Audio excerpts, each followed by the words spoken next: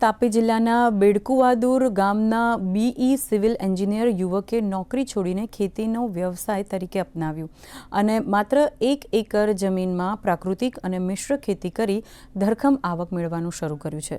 પ્રતીક ચૌધરી નામના યુવકે કૃષિ વિજ્ઞાન કેન્દ્ર અને આત્મા પ્રોજેક્ટ હેઠળ તાલીમ મેળવી બાગાયત વિભાગની સહાયથી ખેતીમાં નવતર પ્રયોગો હાથ ધર્યા। તે પોતાના ખેતરમાં પકવેલા વિવિધ પાકોનું જાતે જ મૂલ્યવર્ધન કરીને ઉત્પાદનો વેચે છે, જેનાથી તેને વળતર અનેક ગણું વધી ગયું છે।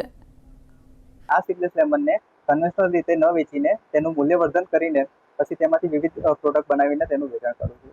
અને પ્રાકૃતિક ખેતીનો એક સિદ્ધાંત છે કે મિશ્ર પાક, તો મિશ્ર પાક પદ્ધતિ પણ મેં અપનાવી છે। તો એની અંતર્ગત જે બીજા મારા ખેતરમાં જે વિવિધ પાકો છે તો તેનું પણ મૂલ્યવર્ધન કરીને તેનું વેચાણ કરું છું। આ અંતર્ગત મેં બાગાયતમાંથી ડ્રાયર છે, પલ્વરાઇઝર છે, પેકિંગ મશીન છે, આ બધાની મેં સરકારી સહાય લીધેલ છે। બાગાયત ખાતાની ઘણી બધી સહાયલક્ષી યોજનાઓ છે, તે પૈકી બધી જ યોજનાઓ આપણે ઓનલાઈન એટલે કે આઈ ખેડૂત પોર્ટલ મારફત આપે સહાય આપવામાં આવે છે।